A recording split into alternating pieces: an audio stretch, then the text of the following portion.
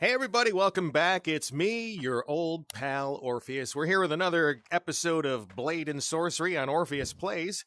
Hey, welcome. If you're here for the first time, welcome aboard. I'm kind of a lunatic who tells nutty stories about my life. And sometimes a couple of heartfelt messages. We also do a little bit of mental health awareness and brain trauma awareness. I am someone that has TBI, or traumatic brain injury. And so it's something that I deal with. You'll see different behaviors and abilities that I have along a spectrum, right? Some days it's really bad. I do have a video where I'm almost non-functional, where I force myself to do things. I've got one where I'm about half speed. And then you see me on days where I'm more like on point. You know, like, woo, I'm Mr. Everything, right? Okay. So we're here in the arena again. We're going to be doing some arena stuff. And yeah, hope you're doing well wherever you are right now. Say it with me, whether you're in the past or the future, whatever day, night. I think I screwed that up and said it different this time, but who cares? You get the idea. I care about you. Let's sit back, have a little bit of murder fun. All right, so today we're starting off with the skinning knife, or the awful billy club. Oh, I don't know. I think the skinning knife. We'll go with that. Grab the blade. Ow. Okay. Yep. So another day. You know, I said this in another video where I like to play music either while I'm on doing these videos or right before. And I don't know, I had this hankering today. Hold on. Whoop, you missed. Oh. Look at this. In the heart. Woo, he did some acrobatics before he died. Yeah, but I was listening to some music today. I had this weird need. Like, I woke up today and there was... Oh, he tripped. Mr. Clumsy. This is a good throwing weapon. Anyway, I woke up this morning and I was like, you know, I had some music playing in my head already. I must have been dreaming about something... I don't know, where some of my travels, I guess, because I woke up like with oompa music in my head, like you know, the German oompa music with the tubas and stuff. All right, so the reason that was in my head, I guess, some travel, but I didn't wake up wanting to hear that. I woke up and I was like, I need to hear ranchera music. If you're not familiar with ranchera music, it's okay. So you've all heard mariachi music, right? The guys that walk around the Mexican restaurant, like with the outfits on, and they, you know, they're all different size guitars, right? And right, and they'll follow you around and play ay or whatever. Hey! Well, I guess I get your billy club now since you took my knife. Do you still have it? No, she stole it. Oh. Yeah, so mariachi music is kind of a staple in South America and certain places, Mexico. And what happened is when that culture came north into the United States, some of the first people that they encountered apparently were Germans. And so there came this blended culture that happened between, you know, Mexicans and Germans, and you get this amazing music called ranchera or ranchero music. And so it's mariachi music with tubas. It's kind of like ska. You know, it's ska when it's like, you know, sounds like punk, but then they add in a brass section, right? So it's you think it's mariachi until you hear a tuba going on in the background, right? So it's some of the coolest music. I hear it a lot because it's one of those musics that it's one of those kinds of music that you can like blast in your car because it's got some good thump to it. we hear it driving by our house all the time. We're on like a major street and it's all the time. I'm surprised you guys haven't heard it in the background. It's like, anyway. So the funny thing about that, all right, I'm going to tell you a story about how my wife and I, when we got married. Oh, let's do hammer time. All right, stop. I'm going to try to do the Hammer time. Oh. Anyway. Old reference. Wow, more dad references. Hey, that's the Orpheus difference. But, okay, so before I'd mentioned that I've been a wedding DJ, or as I inflatedly called myself, or the company did, the life event entertainment host. Okay. Which I guess implies that you could have them for a funeral, but whatever. All right. So she and I were talking about like getting married, and at first, years ago, our idea was, you know, the traditional, oh, we're gonna have it. Should we have it around Thanksgiving or Christmas? Should we do a Christmas theme? We'll have, you know, like blue and white, and oh, it'll be great, and we'll have everything. The flowers, we're gonna have these kinds of like lilies and roses and stuff, and like, yeah, it's going to be beautiful. We're going to invite everyone from your family, and we're going to invite everyone from my family. This is still when my family was kind of okay with her. That's a whole other story. Oh, boy.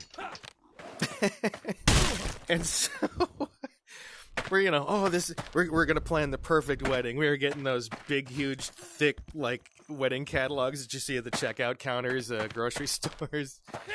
You know, like, show you all the unrealistic shit you're never going to be able to do at your own wedding. What? Did you just hit him with... Oh, dude. Ow. Anyway, so we were totally into it. And I dig it. My first wedding with my ex-wife, it's so... like, trying to explain the dynamic. When I say wife, it's current. When I say ex-wife... Anyway, I guess that's... obvious, but whatever. Come here. So, my first wedding with my ex-wife was standing in front of a justice of the peace. And the funny thing about that is we had to wait a little bit. It was in a courthouse, and we were in a courtroom waiting for the judge. And she comes in, and she's like, oh, sorry I'm late. I had to do 3 divorces next door before this. Like... That's a good thing to tell the new couple. Hey, happy days, but don't worry, I was late. She's had to do a few divorces. Anyway, so that wedding was just so bare and sparse. And we had like I think the number of people at our reception was 3.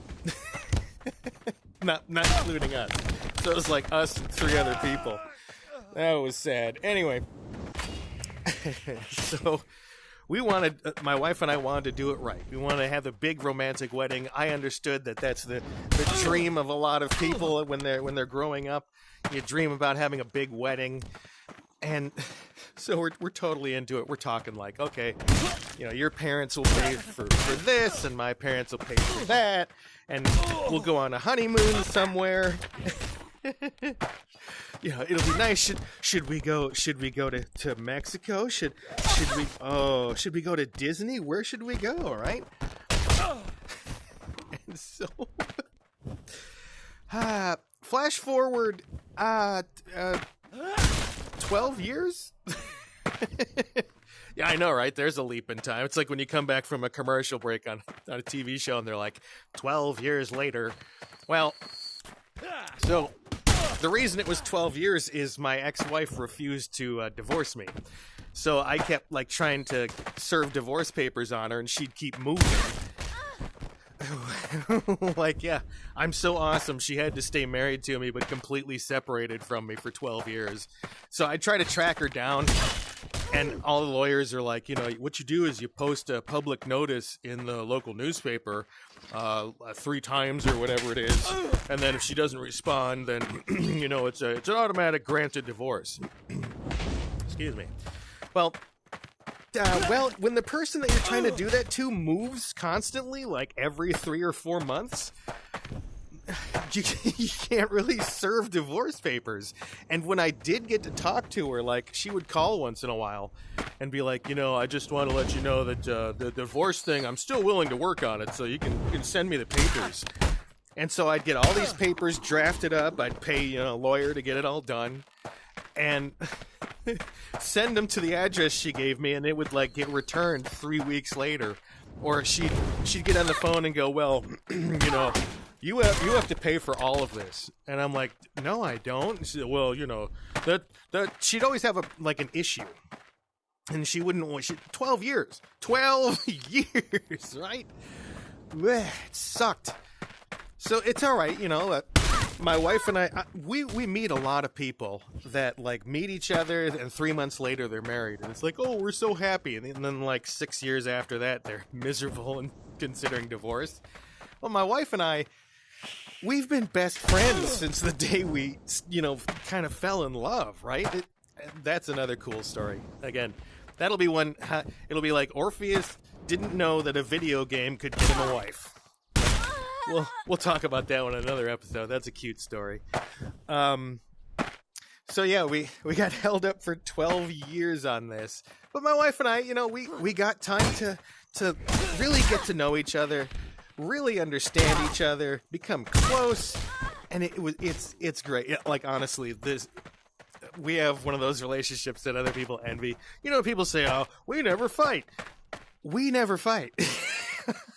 We both get angry about the same thing and, like, express our frustrations, but it's never like, you did this, you did that. We've never had a thing like that in, like, 16 years, 17 years. Never. But anyway, so we, you know, as the years go on, like, the planning for the wedding starts to get a little weird. So it's like, well, we'll parse it down a little bit. We'll make it, you know, instead of at a big church, we'll have it at a local, smaller church, a chapel, and we'll instead of a big reception at, like, a hotel ballroom, we'll do it at a local, like, I don't know. Let's see, can I do this? Hold on. Oh, his head's stuck. Oh, God. Anyway, so we're like, maybe we'll have it in the local VFW hall or something, right? Oh, yes, we're doing it. Yes, get out of the way, dude. Oh, God, that's horrible. How did my husband die? Well, got his head caught in a wheel and dragged around an arena. Oh, there you go. Here's his body. Anyway, so it was like, yeah, it kept getting smaller and smaller plans as we go along. And then, like, at one point, my family completely stopped talking to me. That, again, another story. But don't worry, that's how I have a million stories to tell. There are so many things weird that happened to me in life. What? I clipped him on the chin too hard. Like, there you go. But, so, you know, as the years go on, it gets smaller and smaller. Finally, it's to the point where we're like, well, now the divorce went through. Like, we finally, since, like, email and everything became more of a thing over 12 years, we managed to finally, like, exchange emails and do the divorce digitally. I completely tracked her down and said, you know, enough is enough. I'm going to sue you if you don't do this, because she'd finally settled down with a guy. His name is a beer. Like, his legal name, his first and last name is the name of a beer, an actual, like, big brand beer. So I was like, yeah, you go ahead and enjoy being with Mr. Beer name. I can't say it because it's a little specific, but whatever. So finally, the divorce goes through. My wife and I are like, well, okay, so what do we do? We're both working full time at this point. We're both extremely busy. We don't have a lot of cash, right? Because we'd moved to a new city just recently. Before that, and it's, well, I mean, shit. What are we gonna do, right? So we're thinking, and we go, well, I mean, there's always the cliche options. Is what? Why don't we get married in Vegas, right? What? You know, that would be an awesome idea. So slowly we started warming up to this idea. Like, it's going to be mildly cheesy, but why not, right? It's a special day for us. I mean, it was like going through the motions just to get a piece of paper that said that we were married at that point, right? And so we're like, okay, we're going to do a wedding in Vegas.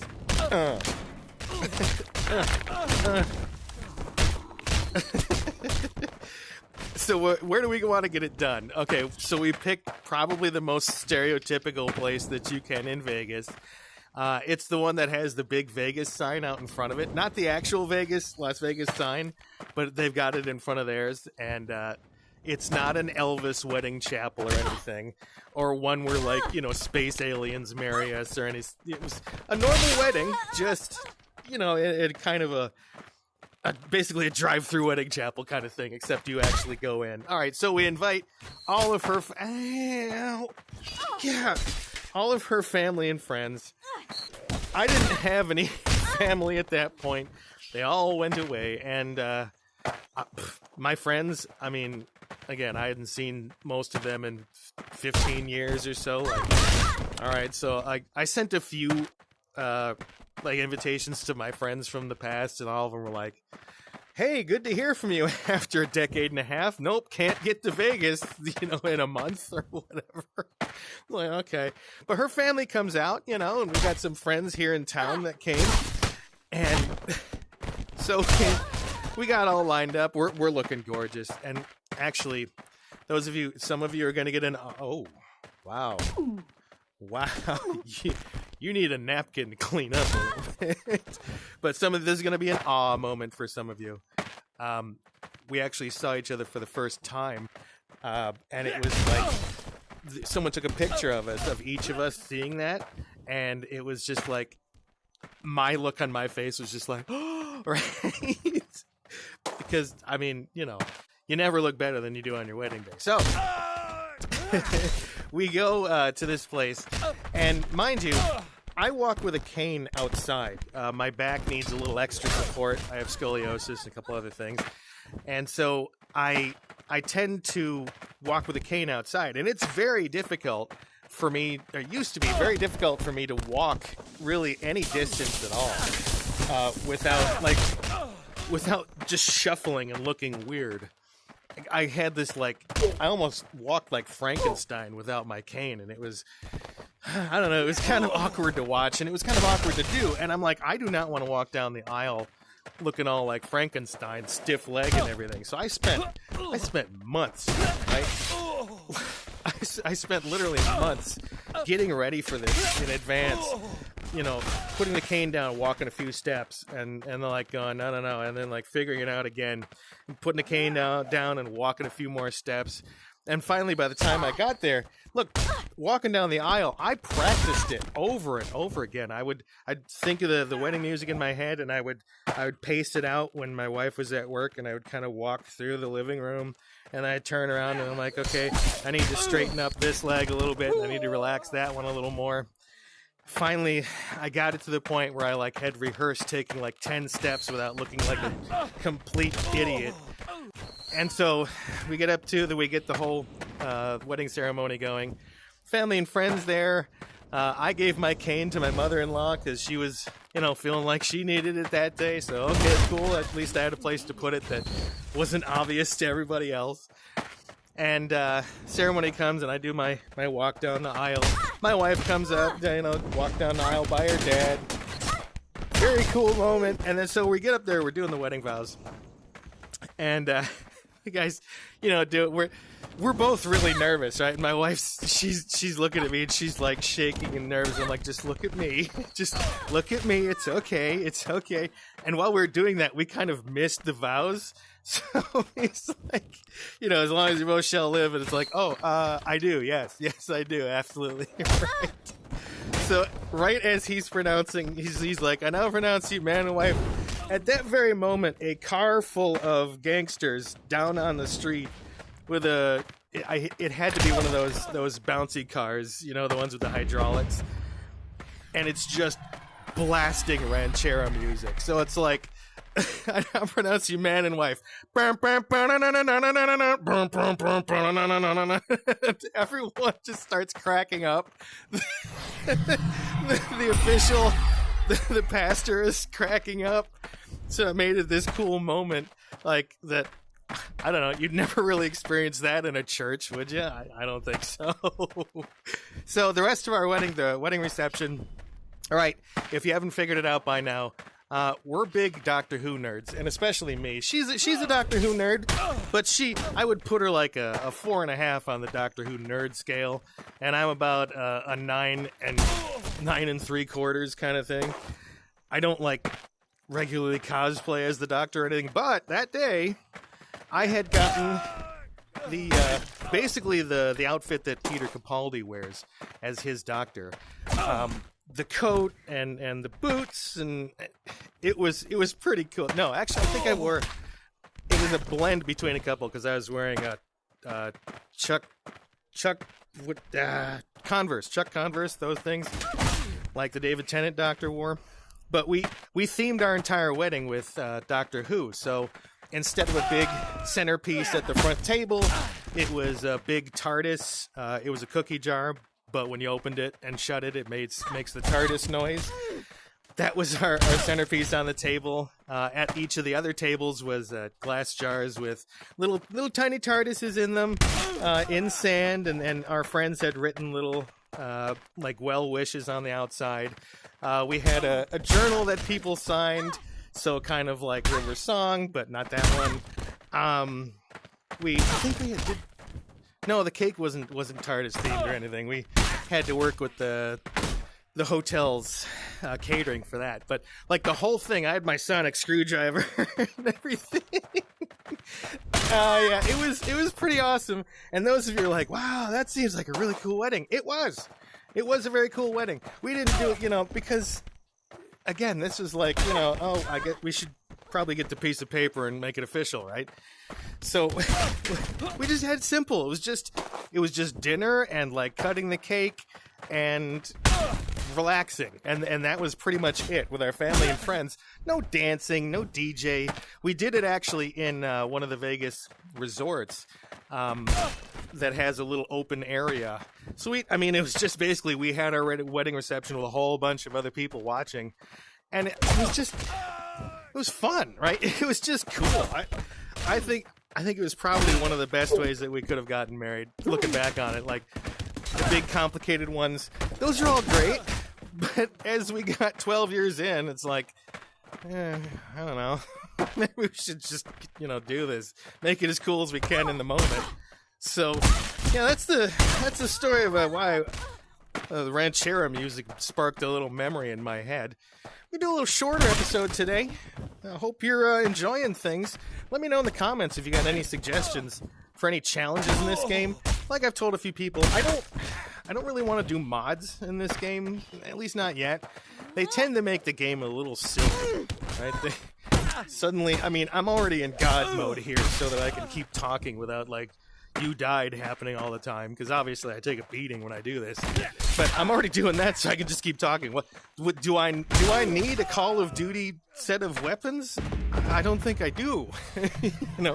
Plus in those shooting games, I have a lot of difficulty with aiming, so that's why I don't play a ton of those kinds of bang first-person shooter games, at least not that require that kind of accuracy. And then, like, just sitting out on the battlefield here with, like, a Tommy gun going ba-da-da-da-da. What's the point, man?